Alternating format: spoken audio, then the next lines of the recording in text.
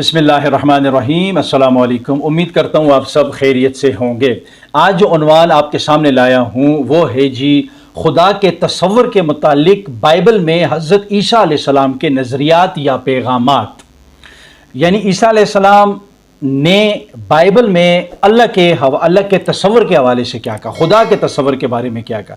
इससे पहले हमने देखा जी concept of God in Bible, यानी बाइबल में खुदा का तस्वर क्या है। आज हमारे पास उसी तरह का मिलता जुलता एक दूसरा उन्वान है जिसका नाम मैंने अभी आपको बता दिया कि ईसा अलैहिस्सलाम ने बाइबल में, भले वो मोस्टली हमारे पास जो न्यू टेस्टामेंट है अहदनामा जदीद, उसमें जो उनके अबवाब हैं या उनके जो चैप्टर्स हैं उनमें ईसा अलैहिस्सलाम का क्या पैगाम आता है अल्लाह की ज़ात के हवाले से। जिस तरह ईसाइयों का नऊज़ बिल्लाह ये दावा है कि ईसा अलैहिस्सलाम खुदा है, ठीक है, और या खुदा का बेटा है।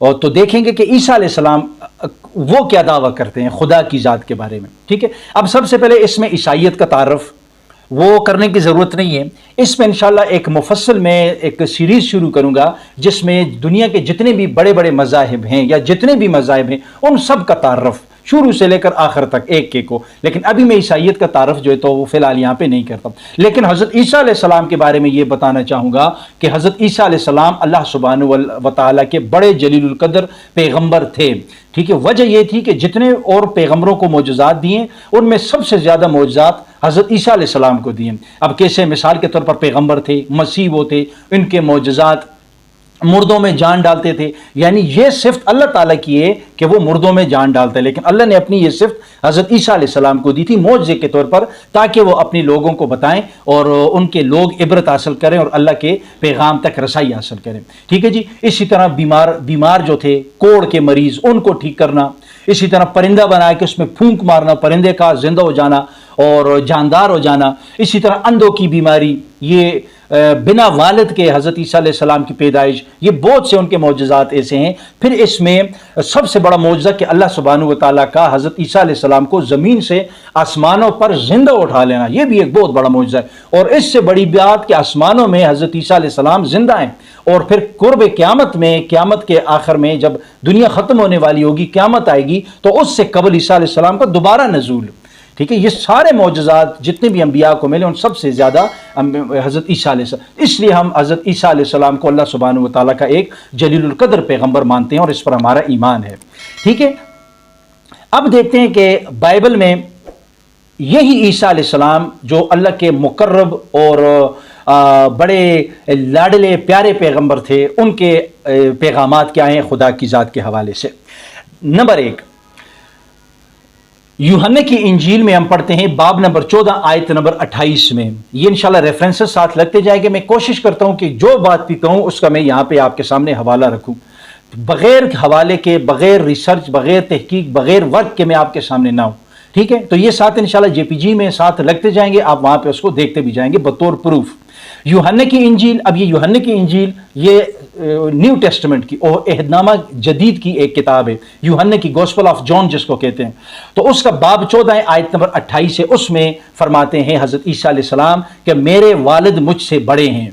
यानी ईसा अलैहिस्सलाम खुदा को वहाँ पे वालिद के तौर पर ये जाहिर करते हैं या कहते हैं। अब इसके पीछे फ़लसफ़ा क्या है वो इंशाल्लाह इस पर मैं एक अलग वीडियो मुफस्सल बनाऊंगा कि जिसमें यह बताऊंगा कि बाइबल में खुदा को बाप क्यों कहा गया, इसके पीछे लॉजिक क्या है या इसके पीछे हकीकत क्या है, ये इंशाल्लाह अलग एक सेशन में करूंगा। दूसरे नंबर पे जब हम देखते हैं वो है जी यूहन्ना की, यही यूहन्ना की इंजील बाब नंबर 10 आयत नंबर 29 में ईसा अलैहिस्सलाम फरमाते हैं कि मेरे वालिद यानी खुदा मुझसे बड़े और ऊंचे हैं। यानी ये पैगामात हैं हज़रत ईसा अलैहिस्सलाम के खुदा के बारे में बाइबल में, ईसाइयों की किताब में।